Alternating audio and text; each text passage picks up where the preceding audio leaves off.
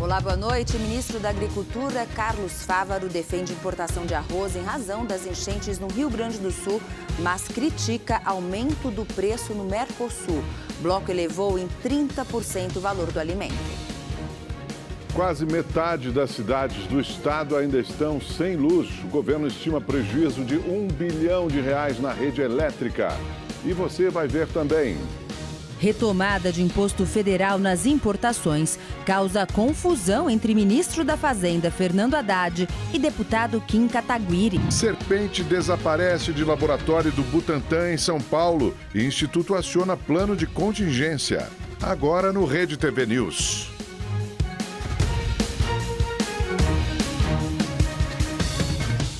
Sobe para 162 o número de mortos no Rio Grande do Sul. Ainda há 75 desaparecidos e mais de 581 mil pessoas desalojadas. E mais um avião da FAB decolou de Brasília no fim da tarde com toneladas de donativos para o estado. Direto da capital federal, o repórter Marcos Amoroso traz as informações para a gente. Boa noite para você, Amoroso.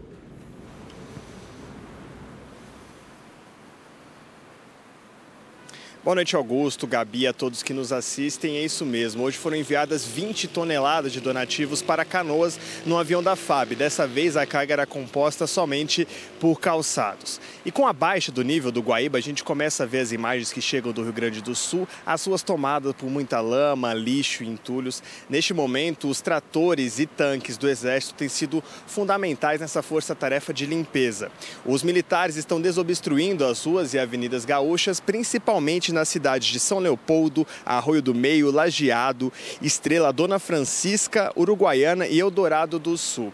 Agora falando um pouco dos anúncios do governo federal para o Rio Grande do Sul, hoje o ministro do Turismo, Celso Sabino, esteve em uma reunião virtual com o governador Eduardo Leite, com deputados gaúchos e anunciou que estuda fazer um evento, um show com atrações de grande renome nacional no Rio de Janeiro. Segundo ele, a ideia desse evento seria arrecadar recursos para reconstruir a infraestrutura de turismo no estado do Rio Grande do Sul. Já o ministro de Minas e Energia, Alexandre Silveira, esteve no Rio Grande do Sul hoje. Ele afirmou que os danos ao sistema elétrico no estado já ultrapassam R$1 bilhão. Vamos acompanhar todos os detalhes agora na reportagem. 2 subestações de energia foram completamente destruídas em Porto Alegre. Cerca de 150 técnicos do Ministério de Minas e Energia estão no estado para identificar e reparar os danos ao sistema elétrico. Os profissionais vão inspecionar mais de 500 quilômetros de linhas de distribuição de média e baixa tensão. Segundo o ministro Alexandre Silveira, uma medida provisória seria uma opção para disponibilizar os recursos por pelo menos um trimestre depois do restabelecimento dos serviços na região. O governo estuda outras alternativas para reduzir os impactos econômicos. Já é público que a gente estuda a possibilidade de utilização daqueles recursos do excedente de Itaipu.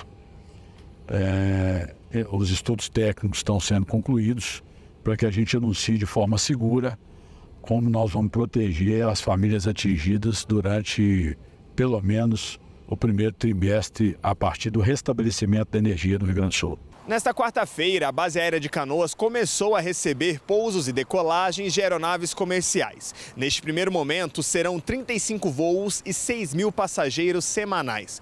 Com a ampliação da malha aérea, os aeroportos regionais devem receber 134 voos por semana. Em entrevista ao programa Bom Dia Ministro, Silvio Costa Filho, ministro de Portos e Aeroportos, falou sobre as tratativas para as companhias aéreas não aumentarem o preço das passagens. Costa Filho também detalhou como funciona o embarque em Canoas. Você chega num shopping ao lado, pega um ônibus, 6 minutos está no aeroporto, passa pelo check-in, do check-in você segue de ônibus para o avião e aí sobe a escada, entra no avião e desloca. Você não vai chegar no aeroporto de Canoas e ter uma cafeteria, ter uma loja, ter um restaurante. Infelizmente, a gente não vai ter essa infraestrutura. A administradora do aeroporto Salgado Filho, em Porto Alegre, começou os estudos para calcular os estragos da enchente, mas ainda não tem previsão para a reabertura. O governador Eduardo Leite participou de uma reunião online com o ministro do Turismo, Celso Sabino, e deputados supermercados gaúchos.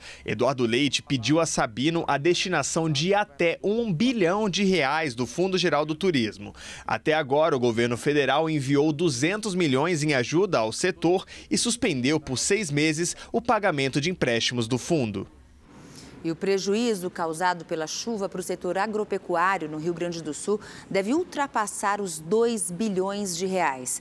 Mas a boa notícia é que a maior parte da colheita já tinha sido feita e, por isso, não devem faltar alimentos no mercado. Colher que jeito? Não tem como colher. É complicado. Esse vídeo foi gravado em uma lavoura de arroz em Bagé, mas a chuva causou estragos em todo o estado. A soja, em Júlio de Castilhos. Todas abertas as barragens. É só ali, ó. E as que estão fechadinhas ainda assim, estão com o grão mofado, ó. Em Erval Grande, no norte gaúcho, divisa com Santa Catarina, a água inundou o pasto e derrubou as árvores do pomar. O Rio Grande do Sul tem predomínio da agricultura familiar. São propriedades menores, geralmente focadas em uma cultura específica e que se organizam em cooperativas. No alto da serra é comum a criação de gado. Em Bento Gonçalves, tem as famosas vinícolas e também se produz azeite. Descendo no Vale do Taquari, se planta frutas, hortaliças, feijão e a erva mate para o chimarrão. O sul do estado é a região dos grãos, principalmente soja, arroz e milho. Nem tudo foi afetado. Na serra, as uvas já tinham sido colhidas, os vinhos ficaram a salvo. A soja e o arroz estavam na reta final da colheita. A perda dos 2 grãos foi de cerca de 15%. Possível afirmar que se fossem algumas semanas antes, a calamidade ela teria causado maior dano à cultura, à safra de verão que estava em colheita, e se fosse semanas após, ela teria atingido o início do plantio e a safra, os cereais de inverno, que logo deve se iniciar. Apesar disso, os prejuízos podem ser incalculáveis. As perdas com máquinas e outras estruturas podem superar R$2 bilhões, segundo a Confederação Nacional dos Municípios. Nesta fazenda, no Vale dos Sinos, 70% da produção de verduras não vai ser colhida. Esse aqui não desenvolve mais, ó. Não tem como recuperar. Não, apodrece a raiz, não tem o que fazer. Fizemos uma conta por cima em torno de 500 mil aí, meio milhão só em prejuízo na verdura, né? Sem contar a soja que nós tínhamos por colher, que não deu para colher, que era em outra região. Não deu para colher também, que apodreceu. E assim estamos indo. Vamos erguer a cabeça e vamos de novo. Um dos principais prejuízos do agricultor, e essa conta ainda nem foi fechada para saber a real dimensão, é com a perda do solo. Vem cá para entender melhor o que isso significa. Numa lavoura, a camada fértil do solo ela tem entre 15 a 20 centímetros. É a parte que recebe a adubação, ou seja, o alimento para a planta crescer bem e saudável. Quando choveu, e aí a gente tem um terreno que é inclinado, a água veio de lá de cima arrastando tudo, formou uma correnteza, além de inundar o solo, ela veio removendo também essa camada superior da terra. Tentar recuperar o solo, que deu muita erosão, né? Lavou muito o solo, vamos tentar recuperar, vamos fazer uma rotação de cultura, né? Agora depois quando sai aqui, agora chega o verão, vamos plantar um milho, uma soja, e aí vamos recuperar e inverno que vem vamos tentar de novo. Apesar dos estragos, entidades ligadas ao agro do Rio Grande do Sul asseguram que não vai faltar comida na mesa do brasileiro. E em uma sessão da Comissão de Agricultura, Pecuária e Abastecimento da Câmara, o ministro da Agricultura, Carlos Fávaro, anunciou que a pasta vai ser transferida de forma itinerante para o Rio Grande do Sul. Fávaro também criticou o aumento do preço do arroz pelo Mercosul. Fornecedores privados do Mercosul subiram 30% o preço do arroz ao simples anúncio que o governo ia comprar 100 mil toneladas. É querer fazer riqueza na tristeza e na desgraça.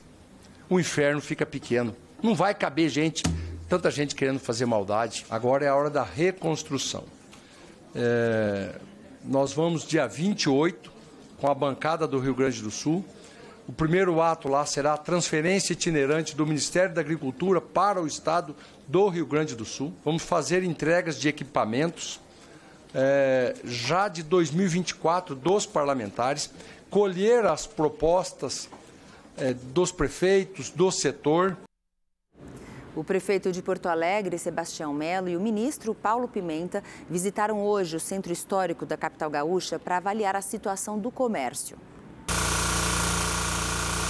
O centro de Porto Alegre amanheceu com uma força-tarefa de lojistas e funcionários para recuperar os empreendimentos.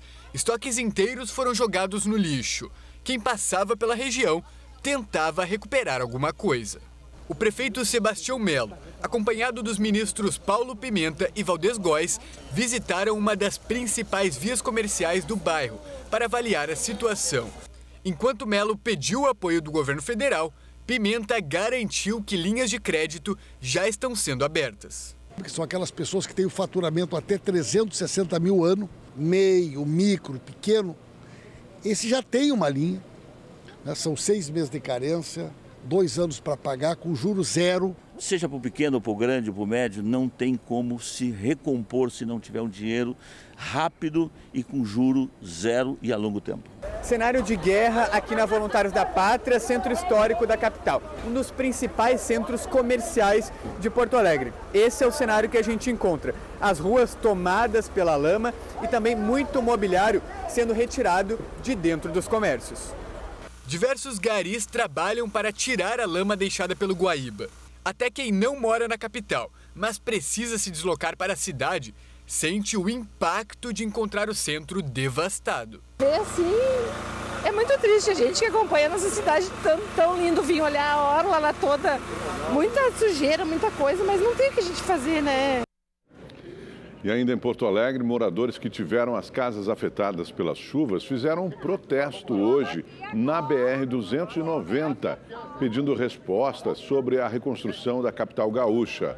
O ministro-chefe da Secretaria Extraordinária de Apoio à Reconstrução do Rio Grande do Sul, Paulo Pimenta, e o prefeito da cidade, Sebastião Melo, prometeram uma reunião com o grupo amanhã. Eles disseram que vão enviar 2 novas bombas para a região, além de abrir a comporta de número 11 para ajudar a escoar a água. O trânsito foi liberado nas 2 vias. O sistema de saúde brasileiro está em alerta para a proliferação da febre do Oropouche. As regiões Norte e Nordeste lideram as estatísticas com maior número de casos. As testagens para identificar casos de febre do Oropouche começaram a ser realizadas no Laboratório Central de Pernambuco, o LACEN. A orientação é do Ministério da Saúde, depois da confirmação de casos da doença no Nordeste. O Oropouche ele apresenta semelhança clínica com outras arboviroses, assim como Zika, dengue e chikungunya. Então, a gente faz esse rastreio de 10% das amostras negativas a partir de janeiro, amostras negativas para outros arbovírus, com o objetivo de identificar a circulação desse outro arbovírus. De acordo com o último boletim epidemiológico divulgado pelo Ministério da Saúde, o país contabiliza 5.102 casos confirmados da doença, a maioria na Amazônia e em Rondônia. No Nordeste, a Bahia tem 469 casos confirmados e 8 no Piauí. Outros casos confirmados ou em investigação estão localizados no Acre, Pará, Amapá, Roraima, Maranhão, Espírito Santo, Rio de Janeiro, Santa Catarina e Paraná. A febre Oropouche é transmitida pelo inseto Culex quinquefaciatus, mais conhecido como muriçoca. Os sintomas da doença incluem febre, mal-estar, diarreia, náusea, dor de cabeça, dor muscular e nas articulações. Várias doenças virais têm sintomas muito parecidos. Alguns têm sintomas que são mais característicos. A dengue, por exemplo, tem um sinal de alarme que ajuda a diferenciar, mas só quando já tem complicação. A chikungunya tem um edema das articulações que chama sempre muita atenção. E aí o Oropouche entra nessa situação, parece com Zika e tantas outras viroses. Realmente, só com exames para a gente poder definir. Segundo o Ministério da Saúde, a notificação da febre de Oropouche deve ser imediata, devido ao potencial epidêmico e à alta capacidade de mutação do vírus. Por isso, a pasta adotou estratégias de monitoramento e diagnóstico da doença. Enviou testes para todos os estados. Na Bahia, o monitoramento para identificar os locais de infecção da febre oropusche está sendo reforçado. Vem realizando as investigações dos casos humanos para identificação do local provável de infecção e investigação entomológica para captura e identificação do possível vetor. Em casos de sintomas repentinos, a orientação é procurar o médico. Evitar justamente frequentar ambientes com alta população de mosquitos e, caso apresente sintomas como febre repentina, de início súbito, procurar a unidade de saúde mais próxima para que a gente faça esse acompanhamento e consiga fazer o tratamento sintomatológico adequadamente. No começo de maio, as mortes por Covid-19 tiveram o segundo menor número desde o início da pandemia. Muito se deve à vacinação contra o coronavírus. E a cidade de São Paulo começou hoje a aplicar um novo imunizante. O foco é vacinar primeiro o grupo prioritário com a versão mais atualizada do coronavírus. Seu Wilson fez questão de se vacinar logo no primeiro dia dessa nova etapa da imunização contra a Covid-19. Eu tenho comorbidade, eu tenho diabetes, né? Tenho pressão alta, já tive infarto, então a segurança é se prevenir, né? Por isso que eu já logo venho quando tem essas campanhas de vacina. O novo imunizante que começou a ser aplicado na capital paulista é o Spikevax, fabricado pela farmacêutica Moderna. Ele foi aprovado pela Anvisa em março e é eficaz contra a XBB 1.5, uma subvariante da Ômicron, menos letal, mas muito contagiosa. A capital paulista recebeu mais de 135 mil doses da nova vacina contra a Covid-19 e a vacinação ocorre em todas as UBSs e AMAs UBSs integradas. Neste momento, ela está disponível para os grupos prioritários. Estão incluídos nesta fase da vacinação contra a Covid crianças de 6 meses até 4 anos, idosos com 60 anos ou mais, gestantes ou puérperas, imunossuprimidos, indígenas, trabalhadores da saúde, pessoas com deficiência permanente, presidiários, funcionários do sistema carcerário e pessoas em situação de rua. O objetivo principal dessa vacina é evitar que essas pessoas que façam parte desses grupos e das crianças evoluam para o caso grave da doença, evoluam para hospitalização, para morte. Então, por isso que essas pessoas foram elencadas pelo Ministério da Saúde para receber mais uma dose dessa vacina com a cepa nova. As vacinas estão sendo aplicadas em todas as unidades básicas de saúde da capital paulista, de segunda a sábado, incluindo feriados, das 7 horas da manhã até as 7 da noite. Porque é muito importante, né? Eu já tomei todas as doses, né? E essa também eu vou tomar para reforçar tudo. Vamos agora saber como fica o tempo em todo o Brasil com o Igor Silveira. Boa noite para você, Igor. Vamos começar lá pelo Rio Grande do Sul, né? Que preocupa mais. Como é que é a previsão para essa quinta-feira? Vamos lá, boa noite, Augusto. Boa noite, Gabi. Olá. Boa noite para você que está em casa.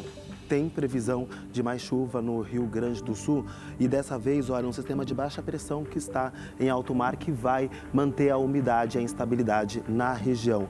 No Paraná e Santa Catarina também chove, só que no período da tarde. Em São Paulo, tempo quente, abafado e olha com as máximas chegando aos 30 graus amanhã, 31 na sexta-feira. Só que olha, esse calorão está com os dias contados, porque no sábado uma frente fria derruba as temperaturas e a máxima não passa dos 20 graus. No Rio de Janeiro também esquenta, os termômetros podem chegar aos 32 graus no Rio, 28 graus em Belo Horizonte e 31 graus em Vitória, no Espírito Santo. Lá no Nordeste, que ainda tem também previsão de chuva. Olha só, essa chuva é mais volumosa entre o Rio Grande do Norte e também a Bahia. Na região norte, nada muda, tem previsão de chuva a qualquer hora do dia. Falando em temperaturas, olha, a máxima em Manaus pode chegar aos 33 graus. Em Cuiabá, 37 graus e olha só a diferença. Em Porto Alegre, a máxima não passa dos 22 graus amanhã. Boa noite para todo mundo. Gabi, Augusto. Obrigada, Igor. Boa noite. O Conselho Nacional de Justiça afastou por 90 dias a desembargadora do Tribunal de Justiça do Rio de Janeiro, Marília de Castro Neves Vieira, por falsas alegações contra Marielle Franco. Em março de 2018, ela publicou nas redes sociais acusações que ligavam a então vereadora assassinada ao crime organizado. Além dos ataques, a desembargadora fez uma postagem desrespeitando uma professora com síndrome de Down. O Conselho considerou inaceitável um magistrado expressar opiniões preconceituosas e ofensivas. Durante o afastamento, Marília terá o salário reduzido. Em coletiva, o senador Sérgio Moro, do União Brasil, elogiou o Tribunal Superior Eleitoral depois da decisão unânime do TSE em rejeitar a cassação do parlamentar. Sérgio Moro se pronunciou horas depois de os ministros do Tribunal Superior Eleitoral rejeitarem os pedidos de cassação. O TSE proferiu uma decisão que acho que a opinião pública é unânime. Tenho visto a imprensa hoje, os comentaristas, todo mundo afirmando que o julgamento foi técnico, foi independente e foi correto. Não vi críticas ao conteúdo jurídico desse julgamento. E aí nós temos que nos orgulhar do nosso judiciário que mostrou essa independência. O mandato de Sérgio Moro foi julgado pelo TSE após o Partido Liberal e a Federação Brasil da Esperança, que reúne PT, PV e PCdoB, apresentarem recursos contra a decisão da Justiça Eleitoral do Paraná, que inocentou o senador. As legendas alegam abuso de poder econômico e uso indevido dos meios de comunicação durante a pré-campanha eleitoral de 2022. Segundo as legendas, o senador causou desequilíbrio eleitoral por ter anunciado a pré-candidatura à presidência e depois ter concorrido a senador. Os partidos alegaram que Moro gastou mais de 5 milhões de reais durante a pré-campanha. Ao plenário da corte, a defesa afirmou que, para chegar ao valor, a acusação somou gastos do partido com todos os candidatos. Desconsidera também, por exemplo, que a contratação dos partidos políticos de publicidade ou de uma agência de marketing tem que ser dividida por 8 ou 9. Por quê? Porque foram os outros pré-candidatos beneficiados. De novo, se soma tudo em favor do pré-candidato Sérgio Moro e nada em favor de outros pré-candidatos. Aí é óbvio que a soma vai dar essa enormidade. Após quase 4 horas de julgamento, os ministros da Corte Eleitoral decidiram por unanimidade rejeitar o pedido de cassação contra Sérgio Moro, por falta de provas. Para cassação de registro, cassação de mandatos e decretação de inelegibilidade, esse Tribunal Superior Eleitoral e a Justiça Eleitoral exige provas cabais, porque são atos graves, são decisões graves que não há fraude, não há prova. Não acompanho integralmente o eminente ministro relator. A ministra Carmen Lúcia, que vai comandar as eleições municipais deste ano, lembrou que não há nenhuma definição concreta do que é permitido na pré-campanha, mas criticou o comportamento de Moro e afirmou ainda que o julgamento deve servir de alerta a outros políticos. É preciso apenas alertar que este período não é algo tolerável para qualquer tipo de comportamento. Apenas neste caso não há comprovação, mas a jurisdição eleitoral, na minha compreensão, tem o dever de aferir, levar a efeito como foi levado neste caso. O governo federal desbloqueou hoje quase 3 bilhões de reais de despesas do orçamento. O repórter Igor Damasceno, ao vivo de Brasília, traz todas as informações para a gente. Boa noite, Igor. Para a gente entender melhor, gostaria que você explicasse, então, esse desbloqueio do governo.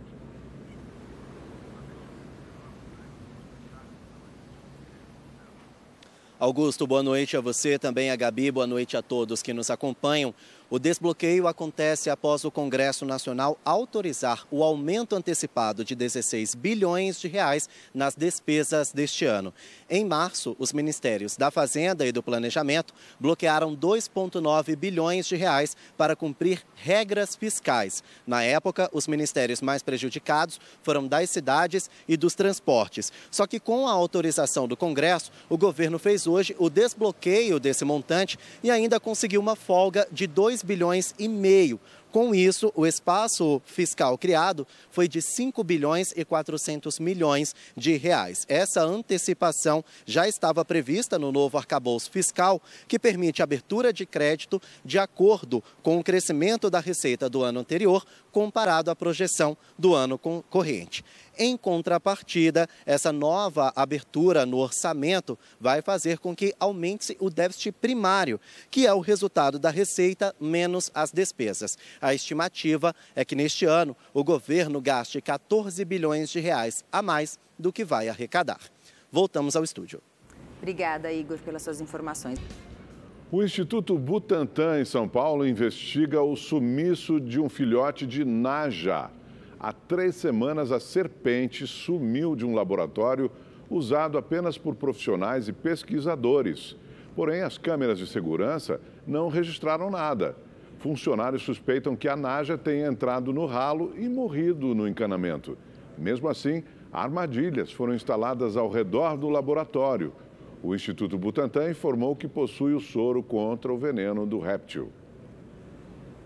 São Paulo tem quase 300 animais abrigados pela prefeitura à espera de adoção. 56% dos lares brasileiros têm ao menos um cão ou gato de estimação. Mas, segundo a OMS, o Brasil tem 30 milhões de animais abandonados. 10 de gatos e 20 de cães.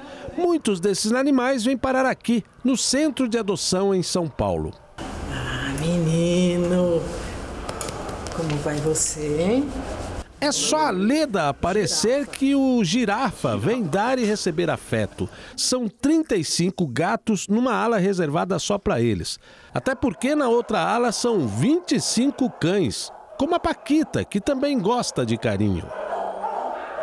O centro de adoção de animais fica na zona norte da capital paulista. Eles chegam aqui depois de serem vítimas de maus tratos ou abandono.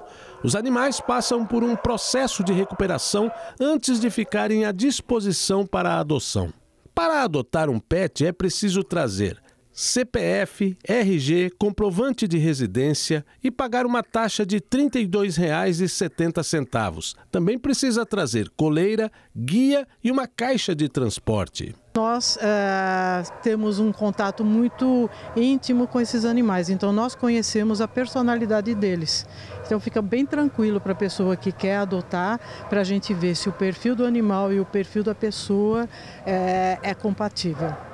Além de cães e gatos, o centro de adoção também tem animais de fazenda, como cavalos e esse porco aqui, que é o Luizinho. Ele chegou aqui há mais ou menos 7 anos, na barriga da mãe, e está aqui até agora, aguardando uma adoção. A pessoa que adotar um animal rural se torna fiel depositária. Não pode abater, vender ou se desfazer do animal sem autorização. Primeiro, a pessoa precisa ter uma propriedade rural fora do município de São Paulo, cadastrada na Defesa Agropecuária, e ele vai passar por um processo que é intermediado por uma ONG de proteção animal cadastrada aqui na COSAP.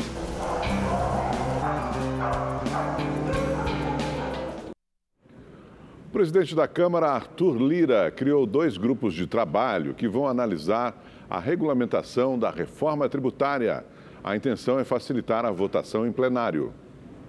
Cada grupo terá 7 parlamentares e ficará responsável por um dos projetos de lei complementar enviados pelo governo ao Legislativo. O primeiro, enviado pelo Ministério da Fazenda no fim de abril, trata da criação do Imposto sobre Bens e Serviços e o Imposto Seletivo, além da contribuição social sobre bens e serviços.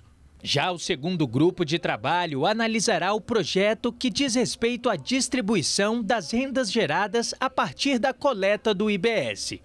O ministro da Fazenda, Fernando Haddad, garantiu que vai enviar esse segundo projeto de lei até a próxima semana e disse que acredita na aprovação rápida das propostas. Os grupos de trabalho terão 60 dias para concluir a análise das propostas. Prazo totalmente factível. Por quê? Porque a lei complementar não pode alterar a Constituição, e a Constituição já estabeleceu os parâmetros do que será a regulamentação da reforma tributária. E com as pessoas qualificadas designadas, eu não tenho dúvida, essas 2 leis vão substituir 5.570 sistemas municipais, 27 estados e Distrito Federal e o da própria União. A Comissão de Constituição e Justiça do Senado aprovou o projeto de lei que autoriza a castração química voluntária de reincidentes em crimes sexuais. mas desde que o preso esteja de acordo. A proposta não prevê redução de pena. O texto segue para análise da Câmara dos Deputados, sem passar pelo plenário do Senado.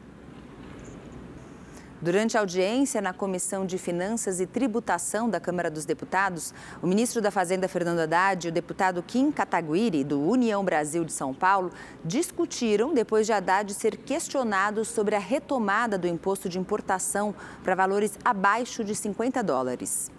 Nós devemos votar hoje, e o PT sinalizou que deve votar contra, o fim da isenção para as compras de até $50. Qual que é o posicionamento do Ministério da Fazenda? O deputado Kim não sabe que o ICMS é um imposto estadual? O senhor sabe que é um imposto estadual.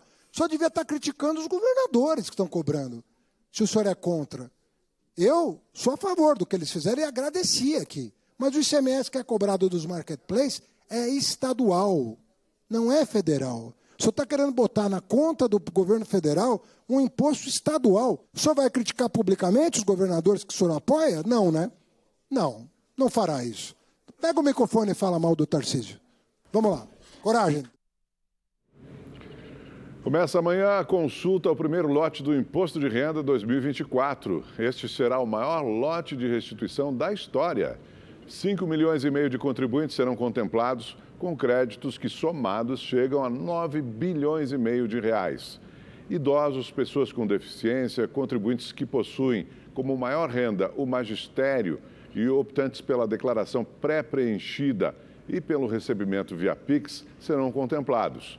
Devido ao estado de calamidade provocado pelas enchentes no Rio Grande do Sul, 886 mil declarações de moradores do estado serão restituídas no primeiro dos 5 lotes que serão pagos pelo fisco a partir do dia 31 de maio. O baixo número de doadores de sangue em diversos hemocentros do país coloca em risco a vida de pacientes em situação de emergência.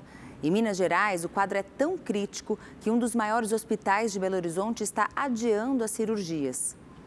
O Hospital da Baleia atende 100% pelo SUS e realiza em média 350 transfusões de sangue por mês. Mas nos últimos dias os atendimentos estão comprometidos. As gavetas do refrigerador, onde ficam as bolsas de sangue com os tipos sanguíneos O positivo, AB positivo e AB negativo, estão vazias.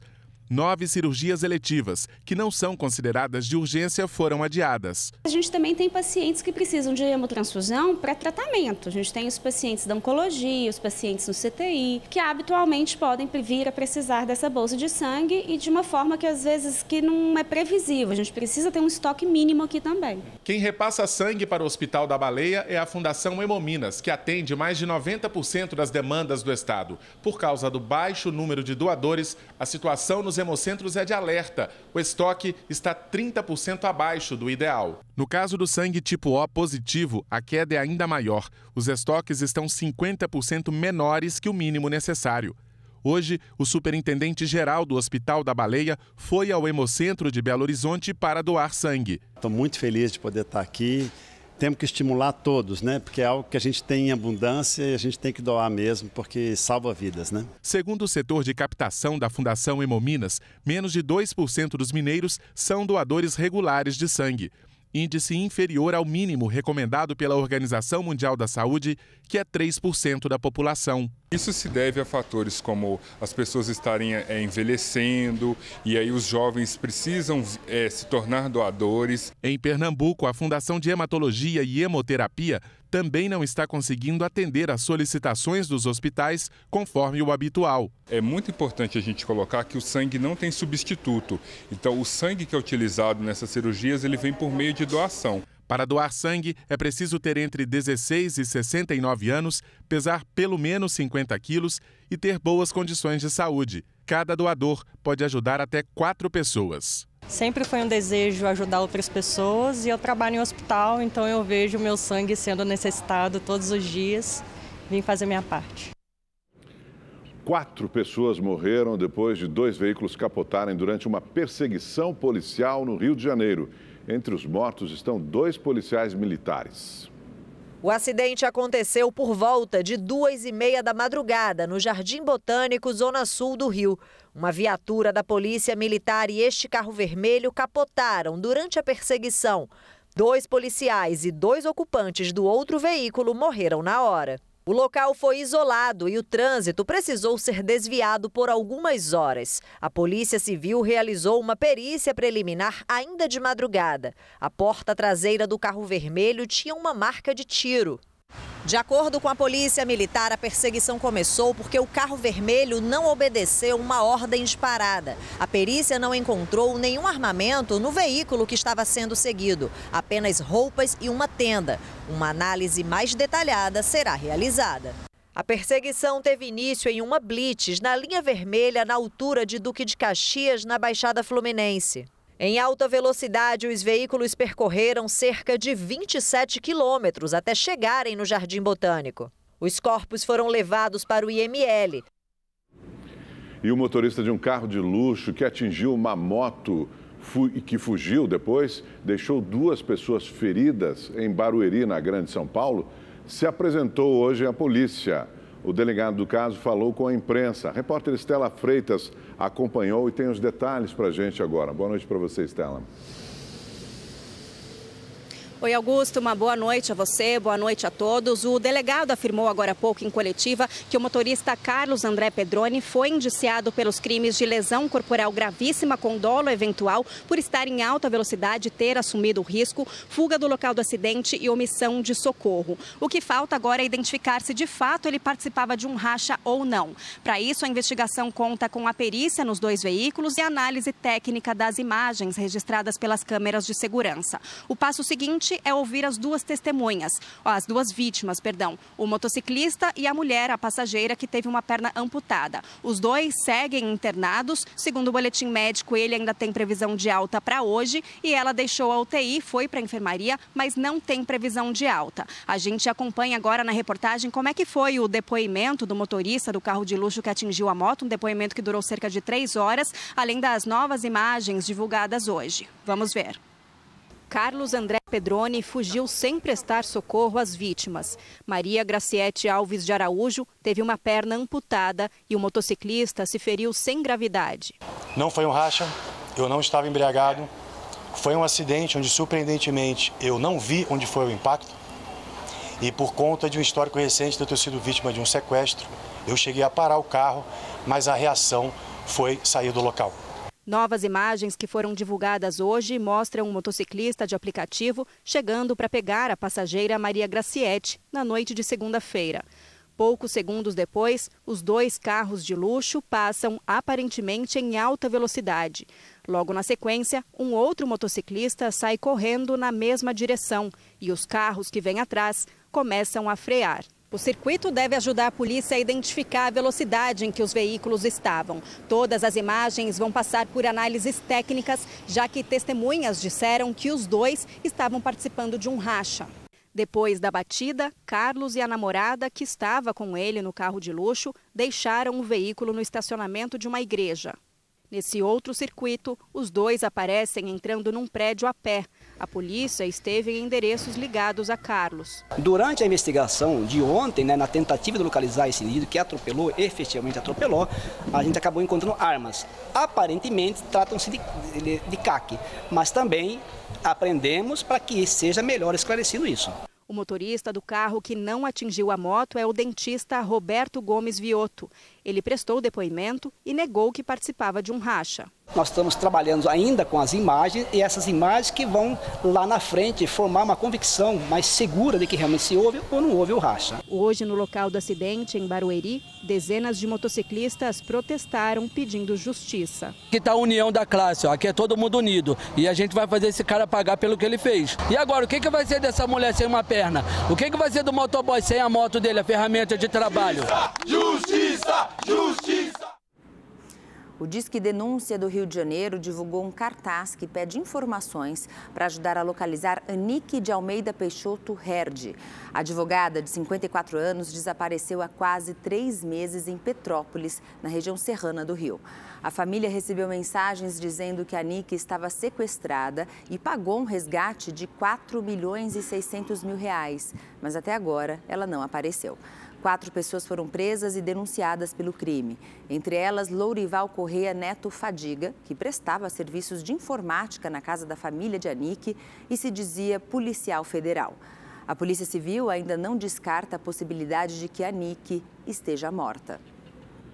Foi sancionada hoje pelo presidente Lula a lei que prorroga o Programa Emergencial de Retomada do Setor de Eventos. O PERSE estabelece um teto de 15 bilhões de reais em incentivos fiscais com validade até dezembro de 2026. O programa, criado em 2021 para ajudar empresas que paralisaram as atividades por causa da pandemia de Covid-19, vai beneficiar empresas de 30 tipos de atividades econômicas do setor. A iniciativa conta agora com mecanismos de controle para evitar o uso indiscriminado dos recursos e garantir uma melhor gestão fiscal. Charlie Collin, fundador e ex-baixista da banda Train, morreu aos 58 anos, de acordo com o site TMZ. Ele teria escorregado e caído no chuveiro. O músico cuidava da casa de amigos e o corpo só foi encontrado 5 dias depois, quando os amigos retornaram de viagem.